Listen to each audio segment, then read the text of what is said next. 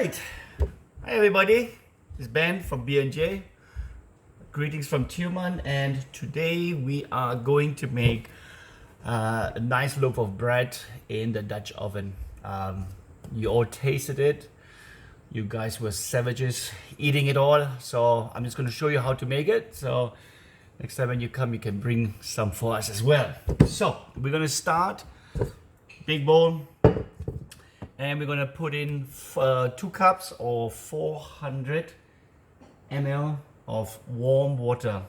Now don't make it too warm, because otherwise it will kill the yeast. Okay, so we got warm water in here, just warm to the touch.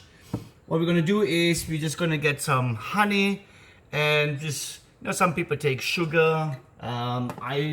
I personally prefer to take honey because it just has more flavor to it, and a tablespoon would do it. And I just scrape everything out that I have, and that will just do the job. Yeah. Just eat it like that. Yep. Lovely. Yeah. Give it a nice little stir, and we then gonna take, I'm not promoting these, but just some active yeast. Just take any of these, and you want to give it a tablespoon. Yeah, tablespoon, and a little bit more. That's fine.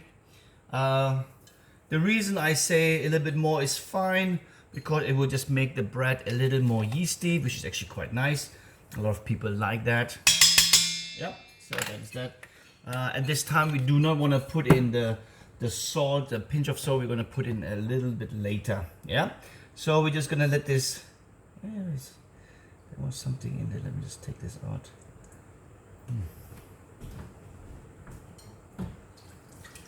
All right, so we're going to let this sit for about a couple of minutes, and then the yeast starts to get activated and it starts popping up nicely. Let me just straighten this a little bit. There we go.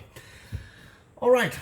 So while this is sitting and waiting, the next thing we're gonna put in is some oil.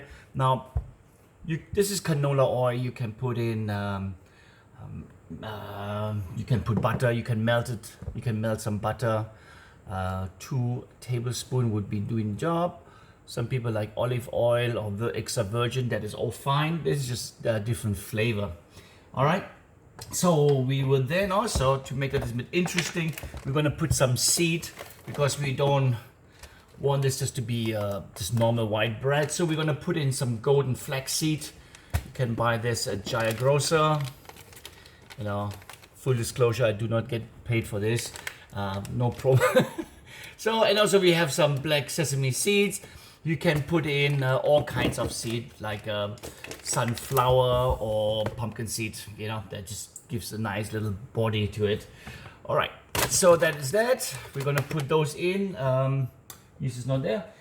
The next thing we want to have is, I personally just like to put a little bit of whole wheat flour, and because this recipe is asking for roughly 4.5 cups. Yeah. But sometimes, depending on the flour, 4 cups is enough. Sometimes you need a little bit more. The thing is, we do not want to have a very dry dough. If you feel that the dough comes together, then you got to stop adding. Otherwise, it just becomes too hard and too heavy. Yeah. So whole wheat flour, we're gonna put just 1 cup, and then we have. It's the same brand, Maria. We have the same brand. It's called bread flour. It comes in a red. It's already in here.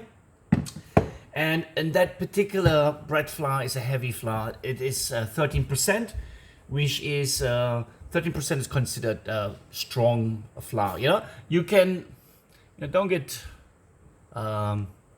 confused with all the different types of flours, but it has to have more than 12%. All purpose is only 9.5, so that's not really strong. Okay, now you can see the yeast has nicely activated. That's nice. Woo, nice and yeasty. You just give it a little stir here. Yep. And you know, oil, you can't go really wrong. So this is 1 teaspoon. All right, so that's 2 tablespoons, not teaspoon, tablespoon. And when it comes to the seeds, we just want to have, you know, a nice little handful. Go in here. Alama. Okay, sorry. And the black seeds, sesame seeds. Sesame seeds, sorry. Yeah, so same thing. Let's give it a nice, and we just want to then give that a little stir. And we're going to start with, so of course it is practical if you have these cups. This is 1 cup, so I know exactly how many I need to do. So we're gonna go and do the 1 cup of whole wheat, and that gives a really nice texture to the bread. Obviously some people, they like to do it all in whole wheat, but that's a really heavy bread, which I don't like, especially for breakfast. You like want something that is in the mid-range, you know. All right, speaking of that, you guys left a lot of bread here, which is not really my taste, you know, but thanks anyway. All right, so that is that. Now is a good time to give it a little dash of, you know, salt. Bread needs salt for flavor, really important. Why is this? Sorry, this camera is always slanting. So, all right, now we're gonna start adding the bread flour, and we are going.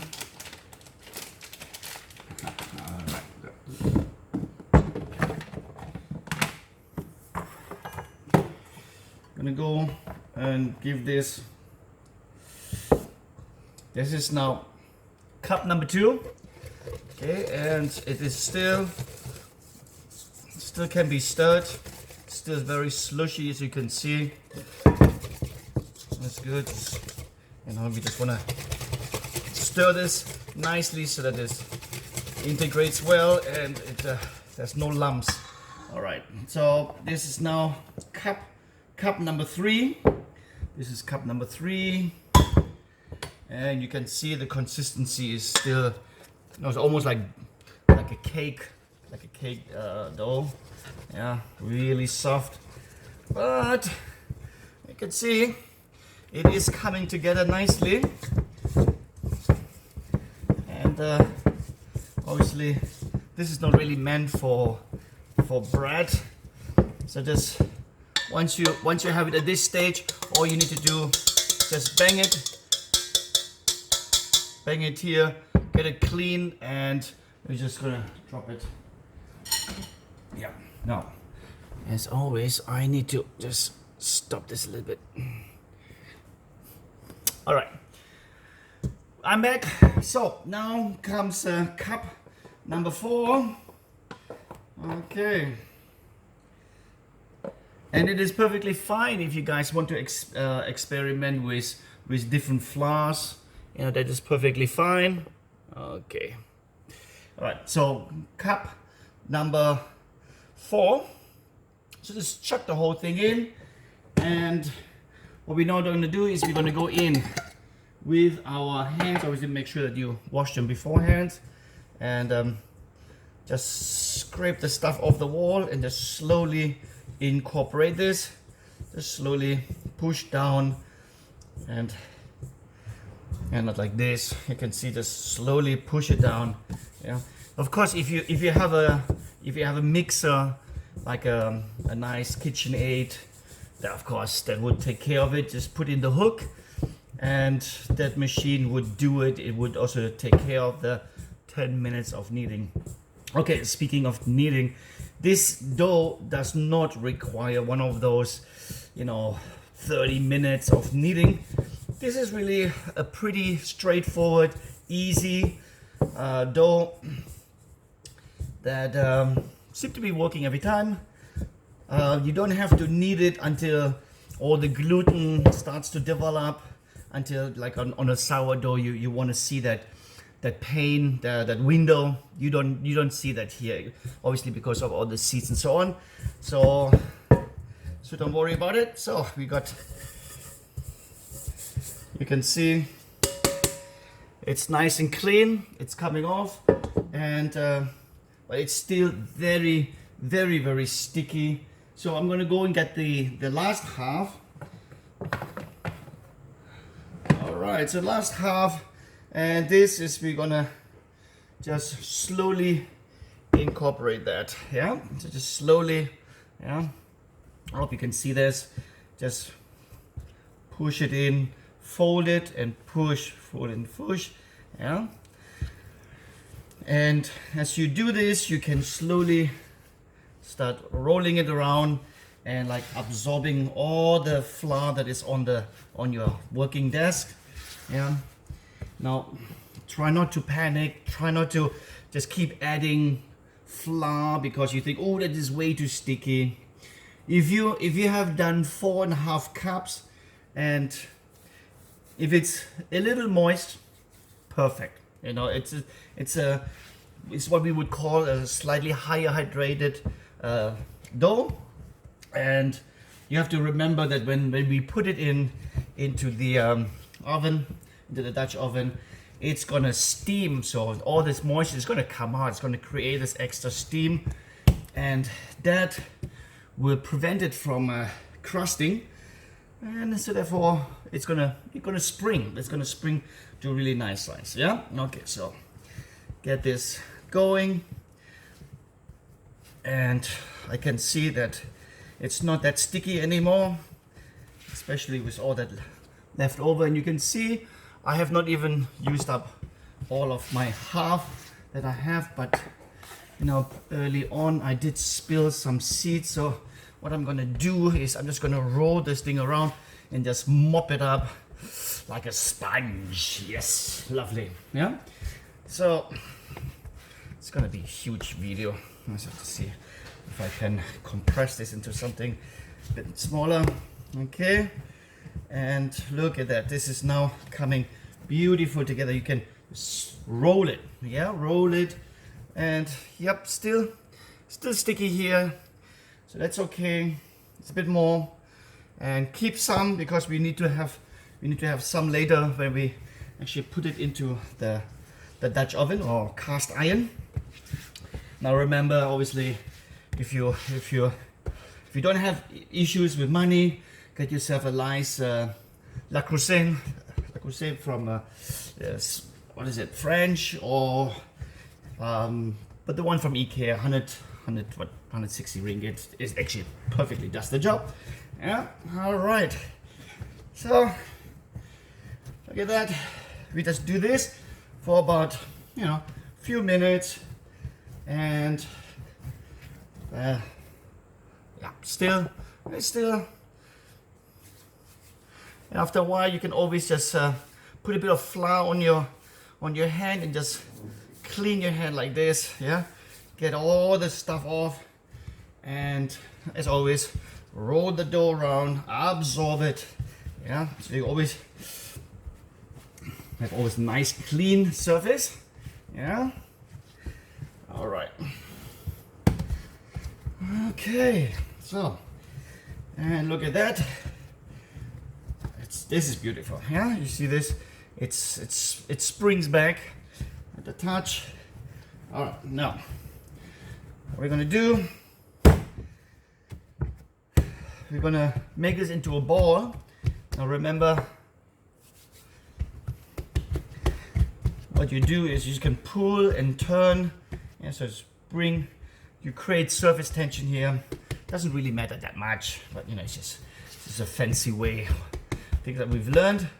All right, we then take this and then give it a little dash of oil.